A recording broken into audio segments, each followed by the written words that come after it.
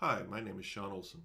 Today I'm going to share with you a little trick that I recently learned from Zap Andersson on the Autodesk beta forums that I think that you'd find very useful in your adventures in 3ds Max. So the beginning part of this is a well-known aspect, and I'm going to demonstrate what this object looks like with its rendered material. It's a blend material driven by a cellular map. One of the things we want to do is displace this so that the object looks like this but bumped out in 3D. We're going to actually have the model bump out. First, we're going to open up the material editor, and here's our map that controls that. And we're going to add on top of this a displace modifier.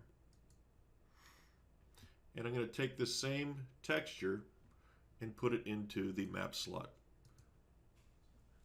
And in order for this to work with this procedural texture, we're going to tell it to use the existing mapping channel here. So what happens now is as we bump out, you see that the actual object is deformed. So this is something that is pretty common. A lot of users know about this. But there's one challenge here, and that's that the deformed geometry changes where the mapping is of this procedural texture. So to explain that, first I'm going to render it again. And you can see it'll probably be more easier to see if I bring this out like this. So you're going to see now that as we brought it out further, where the texture is does no longer align with the way this is bumping out. So this is the main challenge we're going to try to solve here. And this is one of the things that Mr. Andersson shared that is very useful.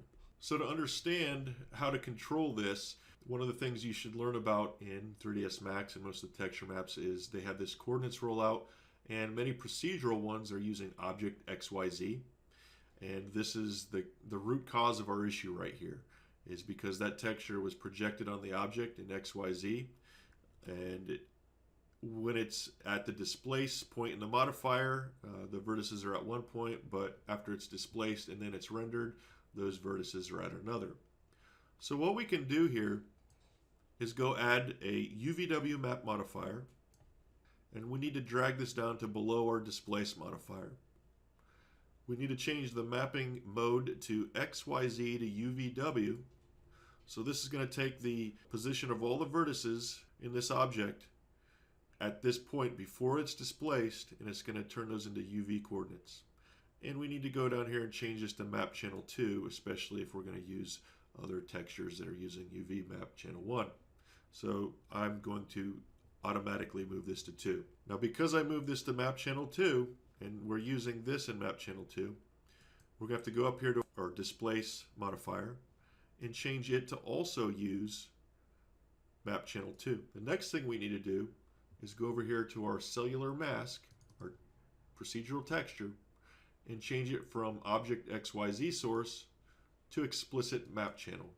And again, change it to map channel 2 because that's the one we baked it to. So now when I hit render, you're going to see that the texture mask it has not been changed. So this allows me to control the shape of this and use it in my texture mask all that I want. So now I can go in here and do anything I want to this mask, and it will work both in my geometry and in my render. So if I change the size of these, if I change spread of them, come on here and hit render, you're going to see that it's still the same. Change it to circular instead, and this one doesn't have enough to see there, but here you can see that now we can use it in the render. Now remember, this is the procedural channel 2. We can still bake this all down into any other UV channel like UV channel 1 in our unwrapped channel. Again, my name is Sean Olson. You can learn more about me at my website, seanolson.net, and you can get all the Wallworm tools at wallworm.com. Thanks to Zap Andersson for sharing with me this tidbit, and I'm just passing on the information. Thank you and have a good day.